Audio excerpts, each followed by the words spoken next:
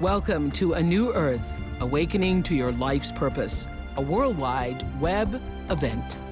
Welcome to our second New Earth webcast. It is one of my greatest joys to unite all of us around the world and share the possibilities of awakening together. Along with a multitude of North Americans, we also have students registered in this class from countries like Afghanistan, Argentina, Belgium, Brazil, Croatia, Denmark, Egypt, Ireland, South Africa, and even a few of you from Zanzibar, I hear. Thank you. Since last week, 1,860,000 of you have streamed or downloaded our first class.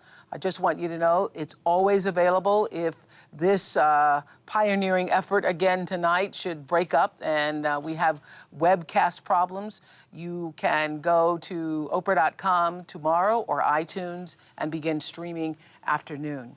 Well, for the next 9 weeks, author and spiritual teacher Eckhart Tolle and I plan to be right here in our virtual classroom on Oprah.com, Monday nights at 8 p.m. Central to discuss each chapter and talk with you about it. And you can type in your questions on the right side of your screen and send that to us instantly. And throughout this class, we're going to also talk directly to students via Skype. So cool. Free software that allows you to make internet and video phone calls all over the world. Welcome again, Eckhart Tolle. Thank you. Thank you. Well, last week you shared with us how there are tools that we can use to bring ourselves into the present moment. And you were saying from that first chapter that, and throughout this book, that there is only the present moment. And you were saying that if we would allow ourselves to take ourselves out of our mind and just go to our breath, that we could learn presence that way. That's how you begin to learn presence. Yes. Yeah. Yes. And I suggest that we all do that right now, which is to say we are taking our attention right now away from where it usually dwells, which is in the head and in the thinking mind, and we direct our attention to our breath. And the simple question that one could ask is, or you could ask yourself is, am I still breathing? Let's just check if I'm still breathing. Now, how do you find out whether you're still breathing? You have to take your attention away from the thinking mind and sense yourself breathing right now.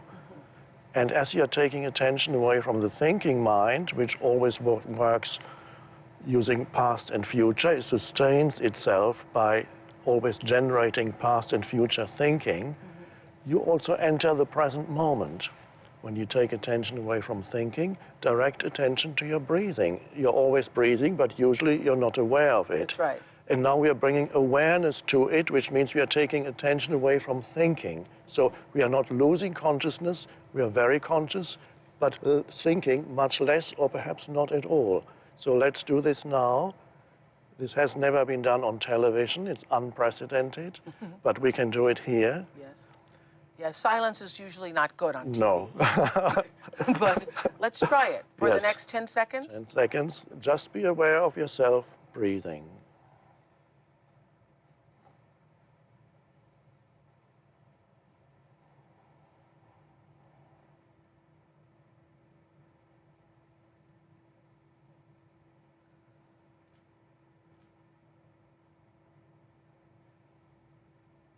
Right.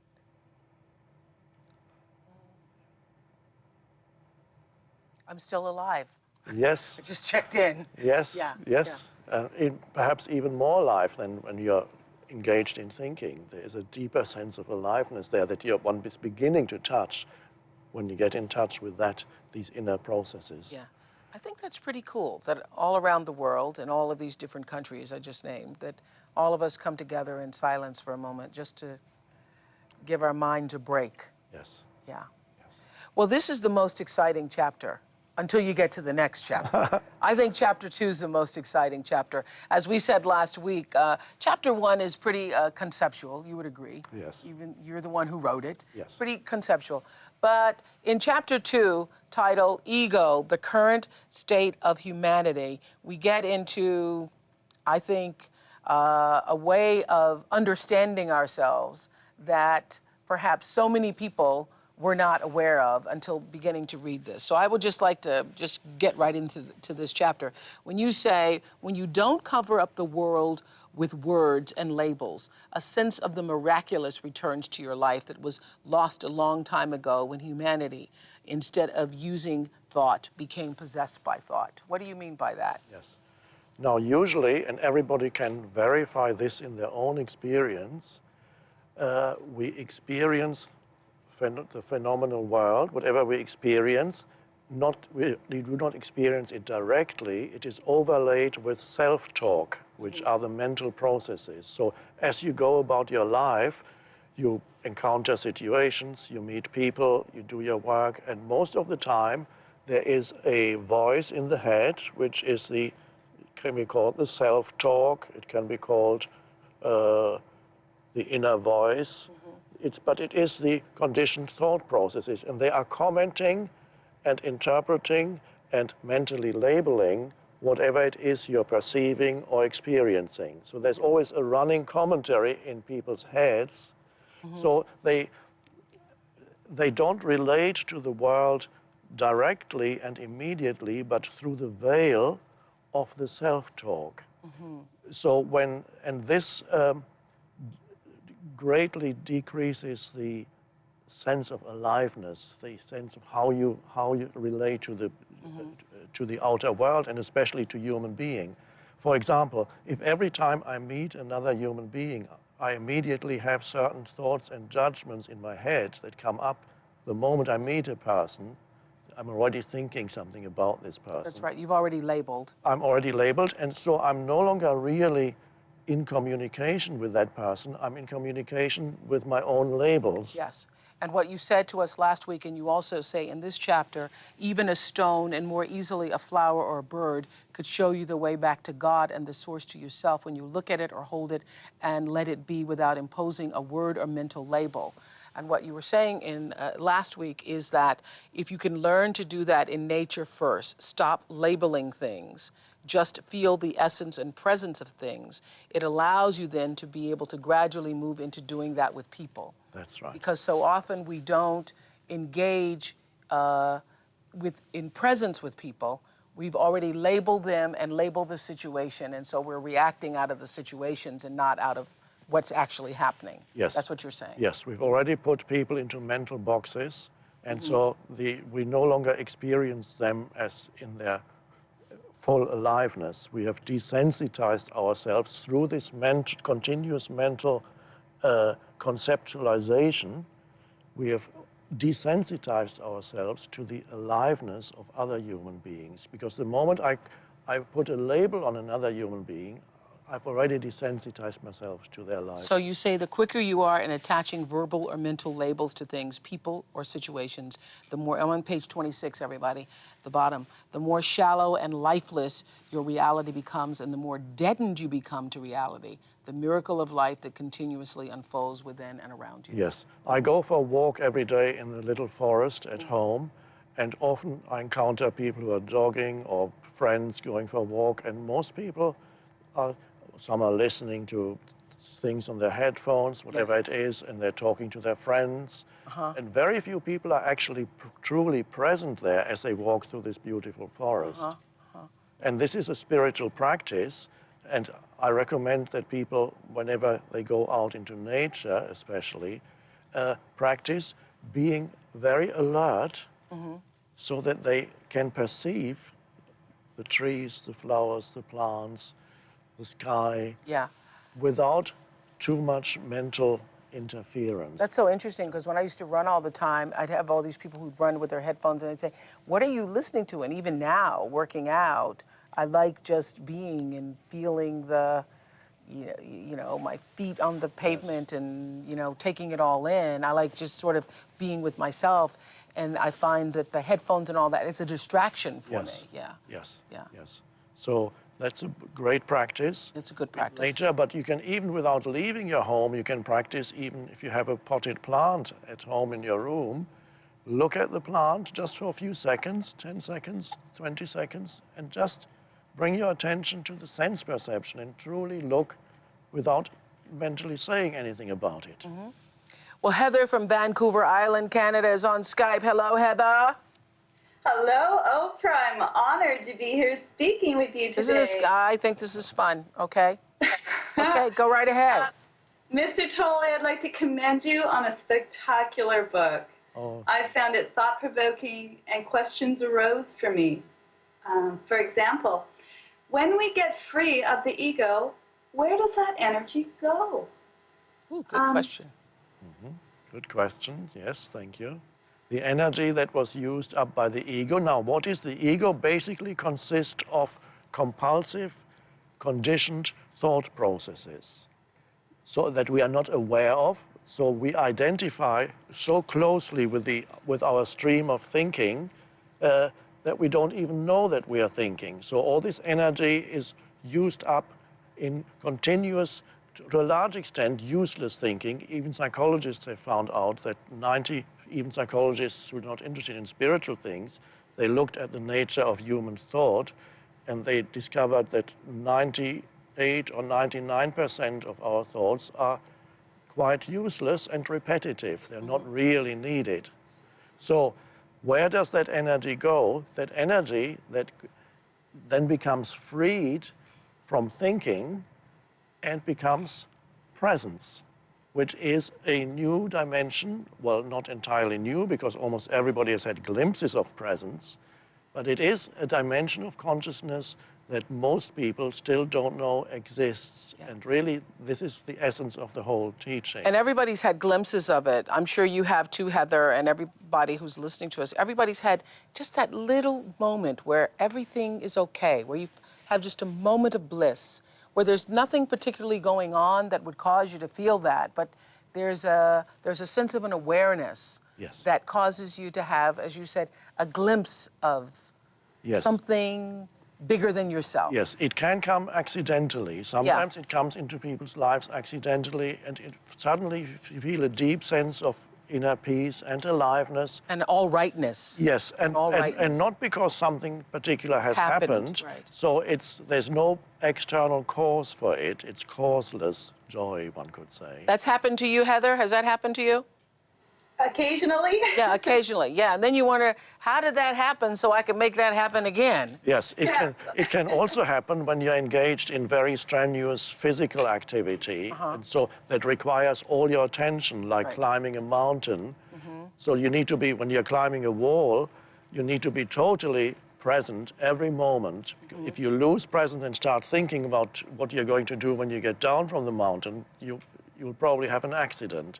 So certain activities, very strenuous activities, require absolute presence, and some people become actually addicted to dangerous activities because they feel much more alive in those moments. Because you need to be fully present. Yes, the reason why they feel so much more alive is because they're thinking almost nothing at all. Because you have to be present in order to climb a mountain or to do strenuous activities. Your attention is absolutely there. All right. All right, Heather, did that answer your question? Yes, it did. Thank you. Thank you so much from Vancouver Island, Canada, Heather. Well, Heather introduces this whole idea of the illusory self that you talk about on page 27. You say the word I embodies the greatest error and the deepest truth depending upon how it is used. What do you mean by that? Yes. Usually when people say I, they refer to what I call me and my story, which is your personal history that you identify with as yourself. So everybody has a story, of course, because everybody has a past. Now, most people are completely identified with the story that is their successes, their failures, things that happened to them, things that they acquired. They see themselves as a victim, they see themselves as successful. Whatever it is, there is a certain story that develops. Because when you ask me who am I, that's what I'm going to tell you, my story, my successes, my failures, where I was born, what I did, what my mother did or didn't do. Yes. That's who we think we are. That's right. Now, what I'm saying is, and what all spiritual teachings point to, is that ultimately is not who you are in your essence. It is no more than a collection of memories, and of course memories are thoughts. It is no more than a bundle of thoughts that you identify with and that you believe to be who you are. So that becomes an entity almost, a mind-made entity, a sense of self, like a phantom entity that lives with you, that you then refer to as myself. So you have me and myself. For example, in Greek mythology, we have the interesting story of Narcissus. Narcissus was a young man who lived, this how the story goes. Mythology, of course, always embodies some truth that goes beyond the personal. Narcissus happened to be walking somewhere and suddenly he looked down and he saw his own image in a pool of water. Reflection. At a time, of course, they didn't have mirrors at the time, so it was a surprise for him to see himself reflected in a pool of water. And the story goes that he fell in love with himself.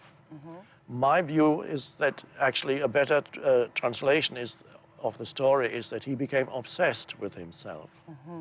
And that, to me, signals the beginning of the human ego. It is to have a mental image in your head, ultimately, not out there, that's just the story, a mental image in your head that you regard as yourself.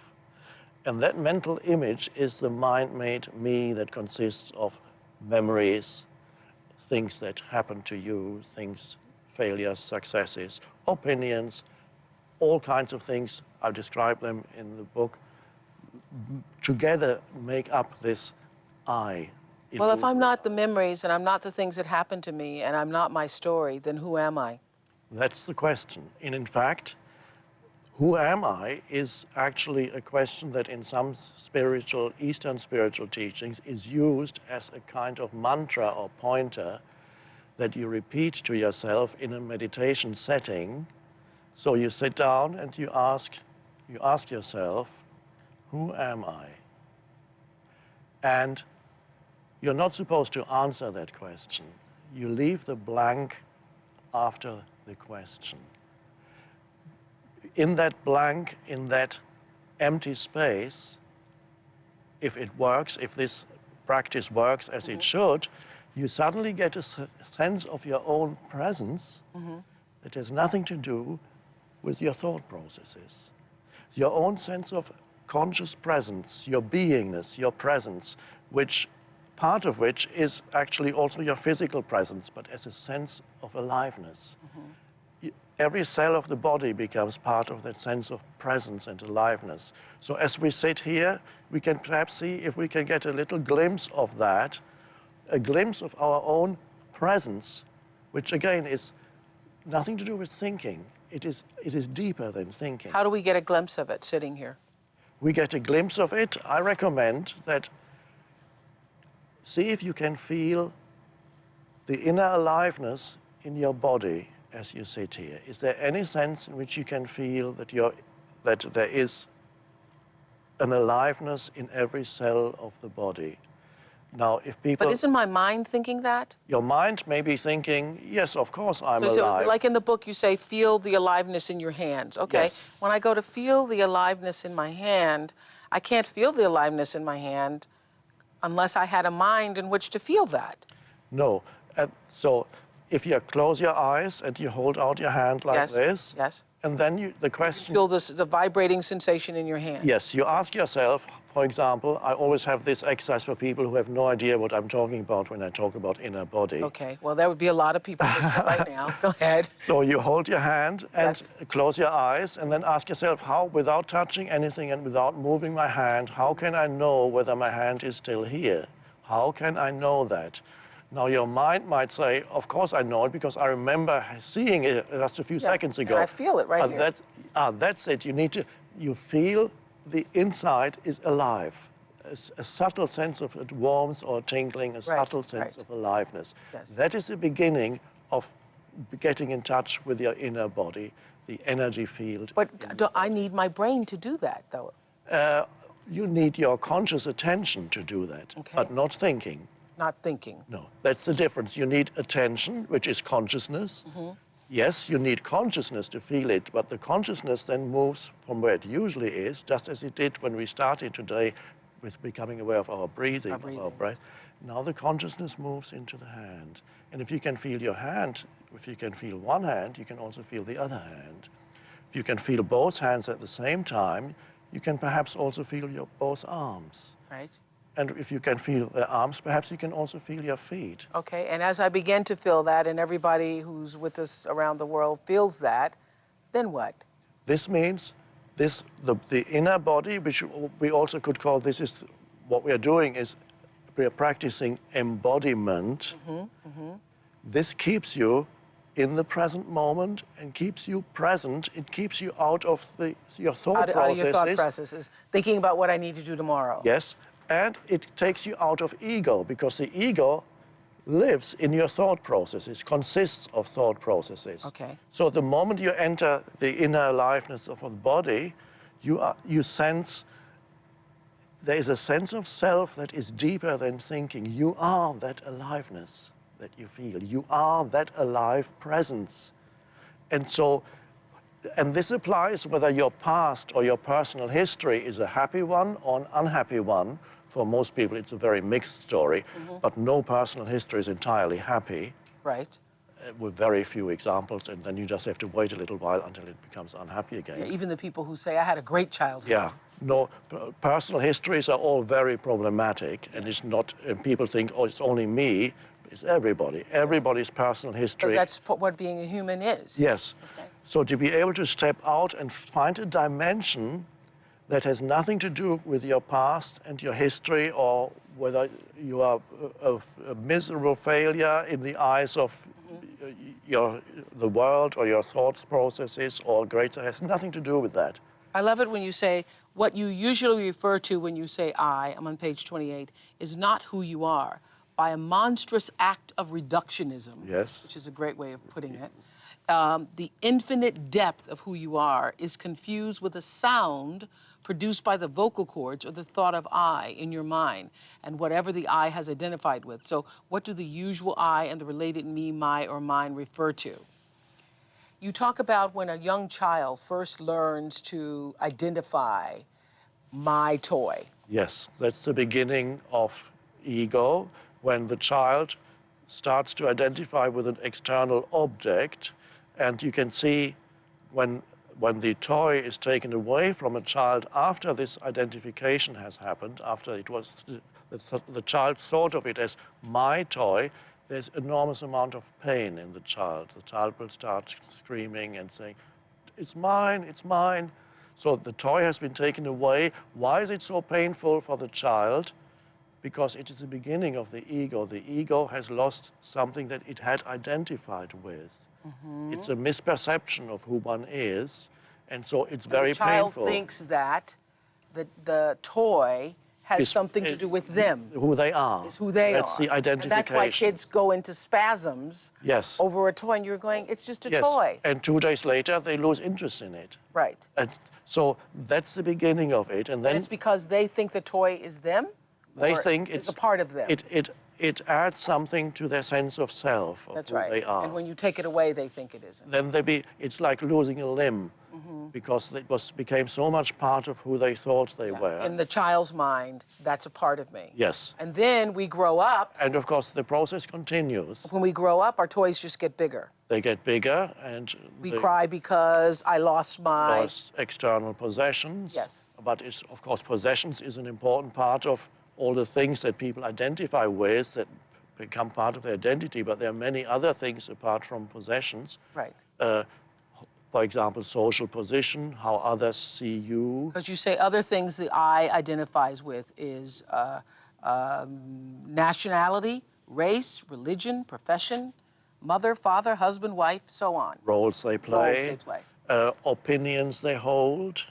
You can see, for example, when But these are roles. They are actual roles. You know, people Yes. are mothers and fathers and, Yes. you know. Yes, no, it's important, of course, to fulfill the functions that you have in this world, and mother and father are important functions as opposed your to roles. nationality and your race and That's- your religion. it's fine. You identify with those It's things. fine to honor all these things, but if that's all you have, then you are lost in a surface reality that always becomes painful and turns into conflict. Okay. You can see, for example, when people are discussing, and if somebody questions somebody's opinion, very often, immediately they become defensive, Right. sometimes even aggressive or start shouting. Right. And because opinions, again, is another thing Because that people my beliefs. mind. They identify with the thought they hold, a mental position, and then anybody who questions that mental position immediately becomes your enemy because you believe you're being attacked. You're not being attacked, but the image that you have of yourself, and the opinion is part of that, the ego believes it's being attacked. So you're saying that whenever you can see that that's what you're thinking, when you can see the illusion of that, the moment you can see the illusion of it, these are thoughts in my head, this is something I've told myself I believe, this is something I've told myself that I identify with, that when you can see that, the seer or the observer is who you really are. Yes, and the seer or the observer is the presence or the awareness. So you're opposed saying to there's thinking. two of us at all times. Yes, there is the formless awareness, and there is the form that a thought becomes. A thought is an energy formation. Okay. And so that you've just mentioned, the essence is to be there as the awareness when it happens. All right, I'm going to go to Victoria. Victoria lives in Maui, joins us via Skype. Victoria, hello. Aloha. Aloha. Can't wait to get there. Thank you, Oprah, Mr. Tolle, for this awesome opportunity. I was diagnosed over 10 years ago with systemic lupus and RA, and I've been a really active person. But 2 years ago, I gave up my business, my health deteriorated, and I got an aha moment in this book on page 51. I never realized that I had unconsciously clinged to my illness, and I'm taking this out of the book because I put it to myself, because it had actually become the most important part of who I perceived myself to be. How can I undo this identity? And how can I stay focused when I'm in excruciating pain from the illness to have the peace constantly and not just fleeting moments? That's real. Yes. That's real. Yes. Now, the most important thing has already happened, which is you have become aware that up to now you had been identified with the idea of I am a sufferer of such and such an illness. So the illness had become thought forms in your head, and you had identified with these thought forms and took them to be who you are. And now the most important thing, your question is still valid, but realize that the most important thing has already happened, which is the awareness has arisen. So there's a space now between yourself and your thought processes and the image of yourself as a sick person. Now, another thing, of course, in addition you can do is, for example, no longer talk about your illness to other people except when you visit a doctor. Then otherwise, the more you talk about it to your friends, acquaintances, family members, the more you keep that process going. Empower it. She empowers Yes. the disease. That's right. Yes. So if you just can take the decision now that from now on, I'm not going to talk about it, and if people ask me about my illness, which they're going to do because they're perhaps used to you talking about it, you say, well, I'm doing all I can to find healing in this, and I'm making good progress.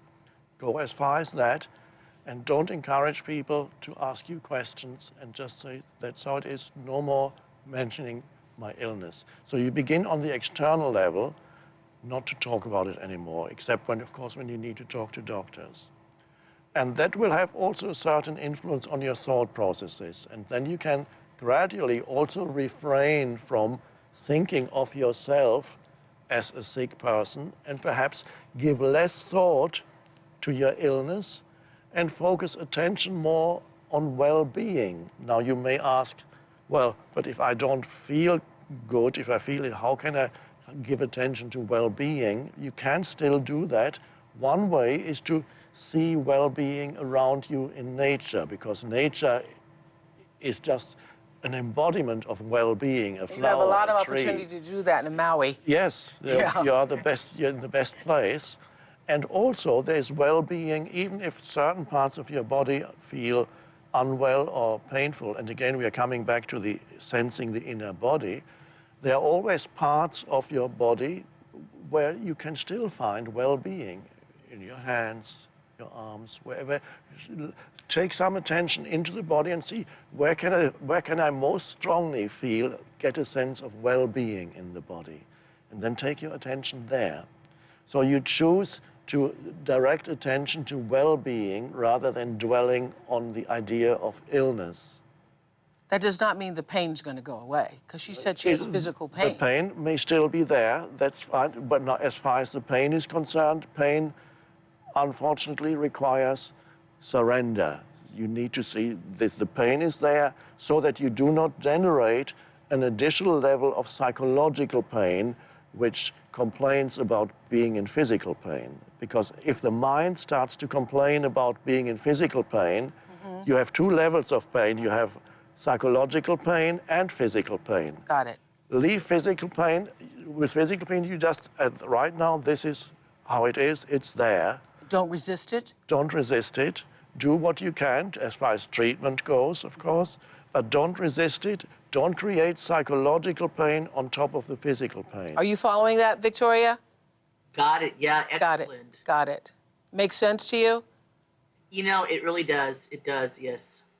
Yeah. And I do have a little garden in the back that I go out to a lot. Yes, because there's well-being all around you, and you can almost, one could say, you absorb it from, if you can they contemplate all these plants and the intense aliveness around you, contemplate that. Well, email us in the weeks to come and let us know how this works for you, Victoria. I will, Oprah. Thank you so much, Victoria from Maui. Thank you. We have Anne from Ireland on the phone with a question. Anne, hello? Hi, Oprah. How are you? Hi, middle of the night there? It's 1:30 in the morning. Okay, thank you. And hi, Eckhart. Hello. This book's been so inspirational. I have 3 young children, 5, 7, and 9 years old, and motherhood's one of the things that's motivated me to find ways to be happier with myself, because it's so evident that children are influenced by what they experience with you rather than what you actually tell them. Yes. And I see that the stress in my life has even had an impact on their health. And I found the ideas in A New Earth helpful in this way because I'm practicing being present with them and really enjoying my time with them, not thinking about work and thinking about the things I should be doing around the house, but just spending time with them and being with them. And I'm seeing the individuals that they really are and who I am. Are there other ways to introduce these ideas to small children like that? Good. Yeah, that's a very good question. Now, you've already mentioned the most important thing is your own state of consciousness at home, because the children absorb from you your predominant state of consciousness. And if you can be present with children at home, present means to give them full attention. When you are present, you don't want anything from them. You just give them attention, which could be listening, it could be watching them as they play. Now, many parents don't do that. They give them attention, but it's always wanting something. They say, do this, don't do that, now this needs to get done. So that is, I call that form-based attention. That has its place, of course. Of course, the children need to brush their teeth, they need to tidy up their room. This is fine, it has its place, but more is needed. Your child wants to be acknowledged in his or her being, so it is vital to give the child conscious attention at home. Give the child space to be. Doesn't need to be long, just a few minutes every day. Be there, be present for the child. That's vital. Another thing that is important is there comes a stage in a young child's life when they start asking, the mind wants to absorb concepts, so they start asking what things are called. What's this, Mum? What's that? Course, what's that? yes. And so at that point, usually, of course, you have to tell them this is a tree, or this is that, and that's Rabbit. that. Yes. Bird. Yes. Yes. And the important thing is so that the child does not at that stage immediately lose him or herself in concepts, and then believe that the moment they know that this is a bird, the danger is the moment you know that this is a bird, you're no longer really looking at the bird. You have the concept of bird in your head, and then you just briefly glance at a bird, and immediately the concept bird comes into your mind, and so you've become deadened to the aliveness that is there in the bird. Right. And that has been unfortunately the fate of all of us growing up. We became lost in a world of conceptualization. Correct. And so that this doesn't happen to the young child, of course you have to tell the child what it is called. Right. But I would suggest, for example, not to say to the child, this is an oak tree. Say, this is called an oak tree, because it's not an oak tree. The oak tree is just a word. When we lose ourselves in concepts, we mistake a word for the thing. For the thing. Got it. When I say this is an oak tree, it's not an oak tree. The oak tree is just a word. So I lose my relationship with the oak tree when I believe now I know what it is.